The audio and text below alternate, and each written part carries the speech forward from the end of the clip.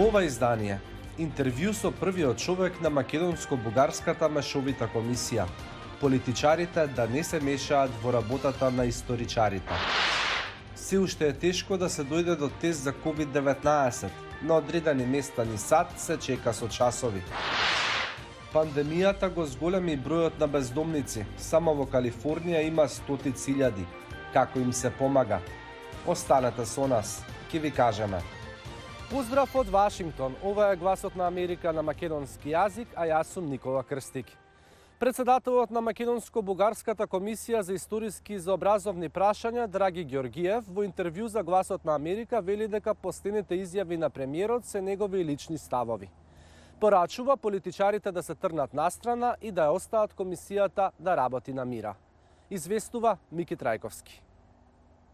Господине Ѓоргиев, добар ден. Како историчар и како председател на Македонско-бугарската комисија за историски и образовни прашања го оценувате последното интервју на премиерот Зоран Заев во кој тој директно навлегува во толкување на историски факти? Ставот на комисијата и мој личен став од секогаш бил да не се коментираат политичките изјави од било која страна. Премиерот изнесе негови политички ставови за одредени контраверзни прашања во македонско-бугарските односи и тоа се негови лични ставови. Политиката што повеќе да се држи на страна од комисијата. Не само на нашите политичари, нели? Јас воопшто на политичарите од двете страни би им порачал да се воздржат од коментари и мешање во работата на комисијата. Условно да кажам, би им порачал да ја заборават условно работата на комисијата и да ја остават да работи на страна, ќе има многу повеќе резултати отколку секоја наша средба да биде врвен интерес на нив. Како гледате на ставот на премиерот дека Бугарија не била фашистичка држава и за присуството на бугарските војски на овие простори? Присуството на бугарската војска овде не може да се дефинира поинаку освен како окупација. Така е дефинирана таа акција и во самите документи на бугарската влада од април 1941. Така е дефинирана таа акција и во западната историографија, така е дефинирана и во нашата историографија. И тука воопшто не може да стане збор за некаква поинаква формулација. Во однос на дефиницијата на Бугарија како фашистичка земја, јас мислам дека таквата определба, таква дефиниција на Бугарија не може да се примени, бидејќи Бугарија не е според своето уредување во тоа време фашистичка земја. Таа е коалиционен партнер на нацистичка Германија, на фашистичка Италија, меѓутоа самата не е фашистичка земја и дефинирањето на Бугарија како фашистичка земја мислам не е во согласност со историските документи и реалност од тоа време. Господине Ѓоргиев, дали сето ова и сите последни изјави на политички фактори можат да го поткопат понатамошното работење на Македонско-бугарската комисија? Не. Досега во текот на работата на комисијата имаше многу политички изјави и морам без субјективизам да кажам од страна на бугарските политичари повеќе имаше изјави за работата на комисијата, за поставување рокови. И понатаму ќе има политички изјави кои ќе ја тангираат работата на комисијата, меѓутоа ние секогаш кога ќе седнеме на маса настојуваме сите политички моменти од општествениот живот и во Бугарија и во Македонија да ги тргнеме на страна и да се држиме исклучиво до историските факти и историографиите. Ништо повеќе од тоа. Благодарам за разговорот за гласот на Америка. Благодарам, Мики.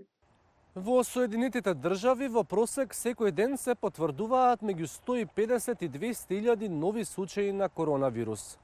Со зголемувањето на бројот на заразени се зголемуваат и редиците за тестирање. САД го зголемија двојното тестирање за COVID-19 на ден од летово наваму. Но тоа не е доволно како што бројот на заразени надмина над 12,4 милиони лица, а регистрирани се повеќе од 1/4 милион смртни случаи. Во клиника во Бруклин, Њујорк, Југон Отунг вели дека чекал 4 часа за да се тестира. Искрено мислам дека би можеле да имаат поинаков пристап во однос на чекањето ред, особено за време на зимскиот период, бидејќи со самото чекање на ладно време би можело да се разболите.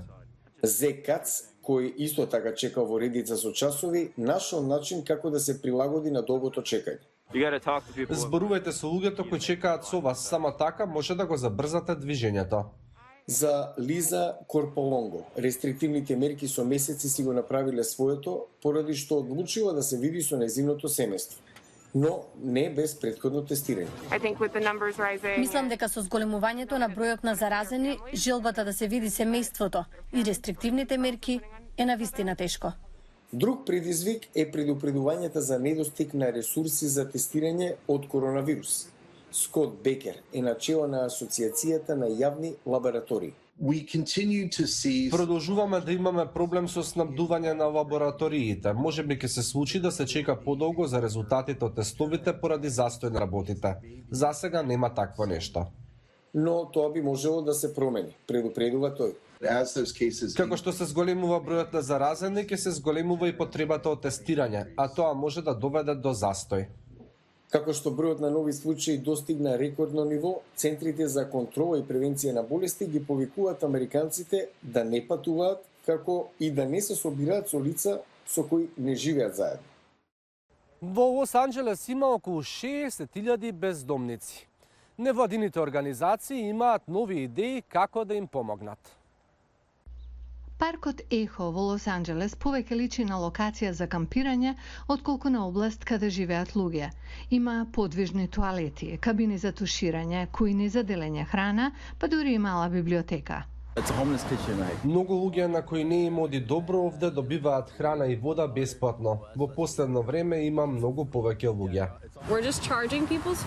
Ние им ги полниме телефоните или друго што им треба, затоа што со коронавирусот има многу помалку места каде може да се приклучат. Доброволците велат дека бројот на бездомници значително се зголемил во Лос Анџелес откако се случи пандемијата. Имам проблеми со анксиозност и со депресија, затоа сум тука. Не можам да работам, се обидувам, но се уште не сум успеал да најдам начин. За да им помогнат на луѓе како Курти, локалните власти планираат да изградат привремено засолниште во експоцентарот на Лос Анџелес за илјадници луѓе. Но некои непрофитни организации имаат други идеи, како на пример пренамена на контейнерите за транспорт на стока во трајни домови за мали пари. Изграден е од пренаменет бродски контейнер и овој проект содржи 8 единици со по 4 спални соби, од кои во 5 живеат семејства, а 3 се окупирани од поединци кои го делат просторот. Значи 4 лица и секој има соба за спиење. Овој експериментален проект чини околу 4 милиони долари. Тука сега живеат околу 30 луѓе. Градежниците велат дека е многу лесно да се работи со овие контейнери и дека процесот на планирање, дизајнирање и собирање на целата потребна документација е многу полесен, побрз и поевтин од градењето регуларни куќи. Со сегашните цени, една единица чини $550,000 и за проектот се потребни 3 до 5 години. Напорно работевме да најдеме начин за побрза и поевтина градба, но не на сметка на квалитетот.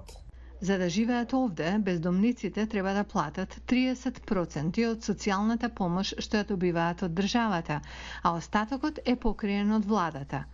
Социјалните работници им помагаат на станарите да се сместат. Во моментов, неколку од овие куќи се изградени во Лос Анџелес, а планирано е 500 бездомни лица да се вселат во нив. Ова изгледа како капка во море, ако се има предвид дека има десетици илјади бездомници, но ова е секако чекор во добра насока. Тоа е се за ова издание на Newsflash. Многу повеќе на гласнааmerika.com, како и на социјалните мрежи. Поздрав од Вашингтон!